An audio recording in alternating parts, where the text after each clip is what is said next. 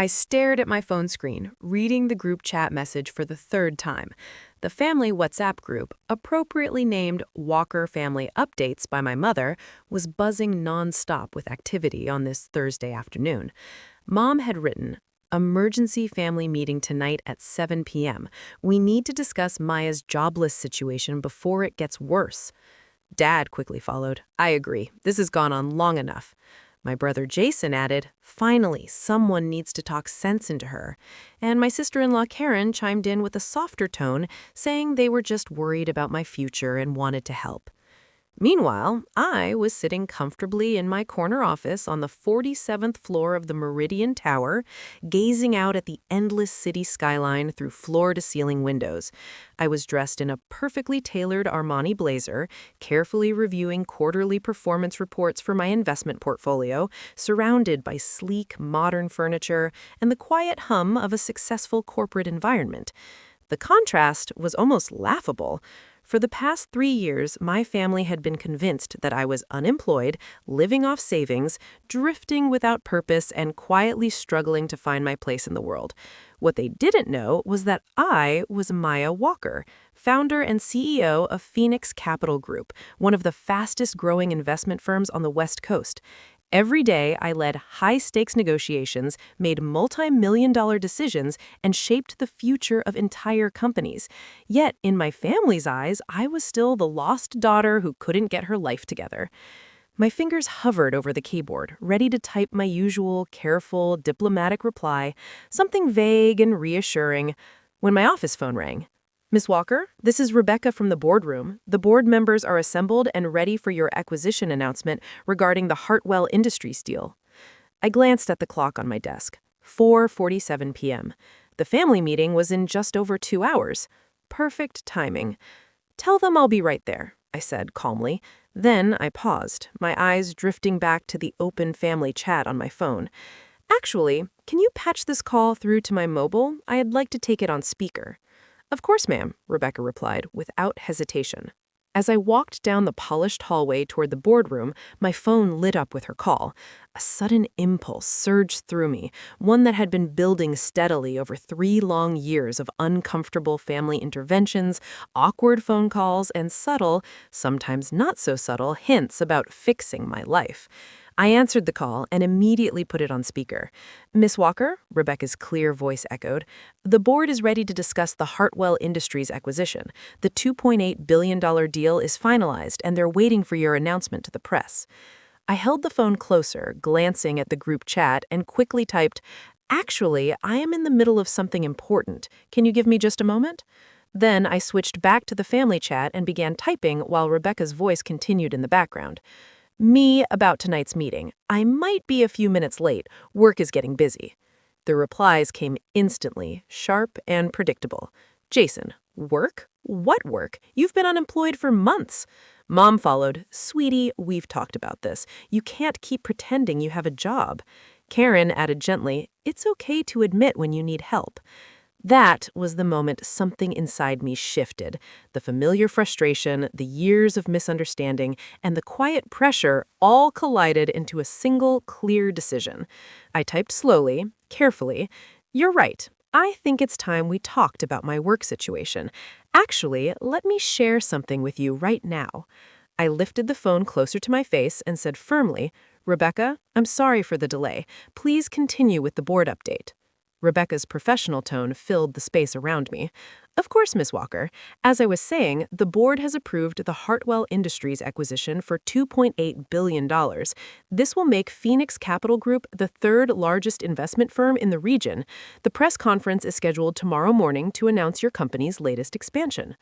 I watched the 3 little dots appear and disappear in the group chat as my family members started typing, stopped, and hesitated. Seconds stretched, heavy with disbelief and confusion, until finally my mother broke the silence. "Huh? Whose phone call is that?" "Me. That's my assistant, Rebecca. She's updating me on some work matters." Dad responded immediately. "Pay, this isn't funny. Stop playing games." I took a slow, steady breath and typed, "I'm not playing games." "Rebecca, can you please confirm my full title for the board minutes?" "Certainly, Miss Walker. Maya Walker, founder and chief executive officer of Phoenix Capital Group, with current assets under management totaling $4.7 billion. The group chat went completely silent. I waited 30 seconds, then typed, "So, about that emergency meeting to discuss my jobless situation?" My phone immediately started ringing. Mom's name flashed on the screen. I answered, but didn't put away the group chat. "Hi, Mom," via Elizabeth Walker. "What in the world is going on? Did we just hear someone say you manage $4 billion? $4.7 billion, actually. And yes, you did. But you said you were between jobs. You said you were figuring things out." I walked to my office window, looking down at the bustling street below. 3 years ago, I'd made the decision to keep my success private from my family. It had started as a temporary measure. I wanted to prove to myself that I could build something real before announcing it to the world. But as Phoenix Capital grew from a small startup to a major player in the investment world, my family's assumptions about my life had become more entrenched. Every family gathering became an intervention. Every phone call included career advice. Every holiday dinner featured suggestions about practical jobs I should consider. "Mom, I never said I was unemployed. I said I was working on building something." "But you live in that tiny apartment and you drive that old car." "Because I chose to. Because I was reinvesting everything into my company." I could hear muffled voices in the background. Dad asking questions, Jason saying something I couldn't make out. "Maya, I'm putting you on speaker. Your father and Jason are here." "Hi, everyone." Dad's voice came through, stern and confused. "Maya, I need you to explain what we just heard. Did someone really say you own a company worth billions?" "I don't own a company worth billions, Dad. I own a company that manages billions. Phoenix Capital Group manages investment portfolios for high net worth individuals and institutional clients." "Since when?" Jason's voice carried a tone I'd never heard before, something between shock and embarrassment. "I founded the company 4 years ago. We've been profitable for 3 years." The silence stretched on until Mom found her voice again. "4 years ago? But we've been worried about you. We've been planning interventions. Jason even talked to his boss about getting you an entry-level position at his company." That hit me harder than I'd expected. "Jason did what?" Jason's voice was quieter now. I asked Mr. Peterson if there were any openings in our marketing department, entry-level stuff. I thought you needed help." I sat down in my desk chair, suddenly feeling the weight of 3 years of misunderstandings. "Jason, what does your company do again?" "We're a mid-sized marketing firm, about 50 employees." "What's your annual revenue?" Maybe 12 million on a good year." "Why?" I looked at the quarterly report on my desk. "Because last quarter, Phoenix Capital Group generated 15 million in management fees alone." Another long silence. "Maya," Dad's voice was careful now, "are you saying you make more in 3 months than Jason's entire company makes in a year?" "I'm saying that the daughter you've all been worried about has been doing just fine." Mom's voice was small. "But why didn't you tell us?" I stood up and walked back to the window. This was the question I'd been dreading for 3 years. "Because I wanted to see who you really were when you thought I had nothing." "What do you mean, Mom?" "In the past 3 years, how many times have you asked me how I was doing versus how many times you've told me what I should be doing differently?" "That's not... We were just trying to help." "Were you? Or were you embarrassed by having a daughter who didn't fit your definition of success?" I could hear whispering in the background. "Maya," Jason said finally, "I need to apologize. I've been treating you like you were the family screw-up. You have been, and you just let me. I wanted to see if your love for me was conditional on my apparent success." The group chat, which had been silent, suddenly exploded with activity. I could see Karen typing, then stopping, then typing again. Other family members, cousins, aunts, uncles, were being added to the conversation by Jason. Jason, everyone needs to see this. Maya, tell them what you just told us. I sighed and typed, "Hi, everyone. For those just joining, I'm not unemployed. I'm the CEO of Phoenix Capital Group. We manage $4.7 billion in assets." The responses came fast and furious. Aunt Linda, "What?" Cousin Mike, "Are you serious right now?" Uncle Tom, "Phoenix Capital? I've heard of that company. They're huge." Grandmother, "I'm so confused." My phone started ringing again. This time it was Karen. "Faya, I need to apologize," she said without preamble. "I've been so condescending to you. All those times I tried to give you career advice and you were running a billion-dollar company." Karen, no, let me finish. Last Christmas, I literally gave you a book called Finding Your Purpose After 30. You probably wanted to throw it at my head. I couldn't help but laugh. I actually read it. It was quite good, even though I'd already found my purpose. "Oh my God, Maya, I'm mortified." The group chat was still going crazy. I could see my phone battery draining from all the notifications. "Mom, PA, we need to talk properly. Can you come to dinner tonight? Not for an intervention, just to talk." Me, "I can't tonight. I have a board meeting about the acquisition, then a dinner with some clients from Japan." Dad, "Clients from Japan?" Me, "Dad, I run an international investment firm. I have clients from everywhere." My office door opened and Rebecca appeared, looking professional but slightly concerned. "Miss Walker, the board is getting restless. They're ready to discuss the Hartwell acquisition and the expansion into the European markets." I looked at my phone, still buzzing with family messages, then at Rebecca. "Tell them I'll be right there. And Rebecca, after the meeting, can you prepare a portfolio overview for my family? Something simple that explains what we do." "Of course. Should I include the client testimonials and the awards we've won?" "Everything. It's time they understood what I've been building." I turned back to my phone and typed in the group chat, "I have to go to my board meeting now. We're discussing a $2.8 billion acquisition and expansion into European markets. But let's plan dinner for this weekend. I have a lot to explain." Jason, "Are you mad at us?" I thought about that question. Was I mad? Hurt? Disappointed? Me, "I'm not mad. I'm sad that it took this long for you to see me as I really am, but I'm hopeful that we can build something better from here." Mom, "We love you, sweetheart. Successful or not, we love you." Me, "I know you do, and I love you too, but loving someone means believing in them even when you don't understand their path." I put my phone in my purse and walked toward the boardroom. As I passed Rebecca's desk, she handed me a folder. "The Hartwell acquisition details, ma'am, and I took the liberty of preparing a family-friendly explanation of Phoenix Capital Group. I thought you might need it." "Rebecca, you're invaluable." "Thank you, ma'am. Oh, and your mother called the main line while you were on your mobile. She wanted to know if Phoenix Capital Group was really your company. I confirmed that you are indeed our founder, Neo." I paused at the boardroom door. What did she say to that? She said, and I quote, "My daughter is a genius, and I've been an idiot." I smiled. Maybe this conversation had been exactly what we all needed. The boardroom was filled with 12 of the most successful business leaders in the region.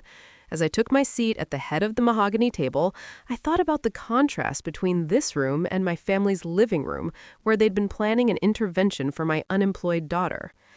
"Good afternoon, everyone. I apologize for the delay. Let's discuss the Hartwell acquisition." For the next 2 hours, we went through financial projections, market analysis, and strategic planning. The acquisition would expand Phoenix Capital's reach into 3 new markets and add over 200 high-net-worth clients to our portfolio. As the meeting wrapped up, board member Patricia Chin raised her hand. "Maya, I wanted to mention that Forbes called. They're doing a feature on the top female CEOs under 35. You're on their list." "When does that publish?" "Next month. They want to do a photo shoot at your office." I thought about my family seeing my face on the cover of Forbes, the same family who'd been planning to stage an intervention about my career prospects. "That sounds fine. Just coordinate with Rebecca." After the board meeting, I had dinner with the Japanese clients, the Tanaka Group, who were interested in investing $500 million with Phoenix Capital. The dinner went well, and by the time I got home to my tiny apartment, which was actually a modest two-bedroom I'd chosen specifically to maintain my cover, it was nearly 11 p.m. I opened the family group chat to find 127 new messages. Scrolling through them was like watching my family's understanding of me evolve in real time. The messages had gone from shock to embarrassment to pride to excitement to a million questions about my business. Aunt Linda: Maya, I just Googled Phoenix Capital Group. You've been featured in the Wall Street Journal 6 times. Cousin Mike: There's a picture of you ringing the opening bell at the New York Stock Exchange last year. Why didn't you tell us? Uncle Tom: I just realized when you said you were consulting last Christmas, you meant you were running board meetings for billion-dollar deals, didn't you? Grandmother: I'm so proud of you, sweetheart, but next time, maybe give your old grandmother a hint. My heart can't take too many more surprises like this. The message that got me was from Jason. Maya, I keep thinking about all the times I gave you advice about finding a real job. I'm so embarrassed. You must have thought I was the biggest idiot. I typed back, Jason, you're not an idiot. You're my brother, and you were trying to help. But maybe next time, ask questions before offering solutions. Jason: Deal. Can I ask a question now? Me: Sure. Jason: Are you happy? Like really happy with your life? I looked around my simple apartment, the same apartment I'd kept as a symbol of my commitment to building something real before celebrating it. Tomorrow, I'd probably start looking for a place that better reflected my actual financial situation. But tonight, I was content with the space where I'd made the decision that changed everything. Yes, Jason, I'm really happy. I love what I do. I'm good at it. And I've built something that matters. Mom, can I ask you something too? Me, of course. Mom, do you think we're bad parents for not seeing who you really were? I stared at that message for a long time before responding. Me: Mom, you're not bad parents. You're human parents. You made assumptions based on what you could see, and I deliberately hid the full picture. But I hope we can do better going forward. Dad, how do we do better? Me: By asking instead of assuming, by supporting instead of fixing, by trusting that I might know something about my own life. Mom, can we start over? Me: We don't need to start over. We just need to start being honest with each other. Over the next hour, the conversation shifted from apologies to genuine curiosity about my work. My family asked thoughtful questions about how I'd built the company, what my day-to-day life was like, and what my plans were for the future. Karen asked about the challenges of being a young female CEO in finance. Dad wanted to know about my investment philosophy. Mom was fascinated by the international aspects of my work. It was the most real conversation we'd had in years. Finally, around midnight, I typed, I should get some sleep. Board meeting at 8 a.m. tomorrow about the European expansion. Jason: Maya, before you go, can I say something? Me: Sure. Jason: I'm proud of you. Not because you're successful, but because you stayed true to yourself even when we didn't understand. That takes courage. Me: Thank you, Jason. That means a lot. Mom: Dinner this Sunday at our house. I want to hear everything. Me: I'd love that, but fair warning, I might show up in something nicer than jeans and a t-shirt. Dad: You can show up however you want. You're our daughter, and we're proud of you. As I got ready for bed, I thought about the conversation that would happen on Sunday. For the first time in 3 years, I could be completely myself with my family. No more hiding, no more pretending, no more strategic omissions. My phone buzzed with one final message from the group chat. It was from grandmother Maya. Dear, I have just one question. When you said you were figuring things out all those times, were you actually figuring out how to spend $4 billion? I laughed out loud and typed back something like, That, Grandma, something like that. The next morning, the Hartwell acquisition announcement made the front page of the Financial Times. The article described Phoenix Capital Group as one of the most impressive success stories in recent investment history and quoted me extensively about our expansion plans. At 9 a.m., my phone started buzzing with messages from family members who'd seen the news. Mom, you're on the front page of the Financial Times. Jason, my coworkers are freaking out. Apparently, I'm related to a financial genius. Karen, I'm framing this article. My sister-in-law is famous. But the message that made me smile was from Dad. Saw the news? Proud of you, kiddo. See you Sunday for dinner. I'll try to have some intelligent questions about European markets. As I got ready for bed that morning, preparing for another day of board meetings and client calls, I realized something important. The family intervention that was supposed to fix my jobless situation actually fixed something much more valuable: the gap between who I really was and who my family thought I was. Sometimes the best way to solve a problem is to let the truth speak for itself. And sometimes the most satisfying moment isn't proving people wrong, it's finally letting them see you clearly.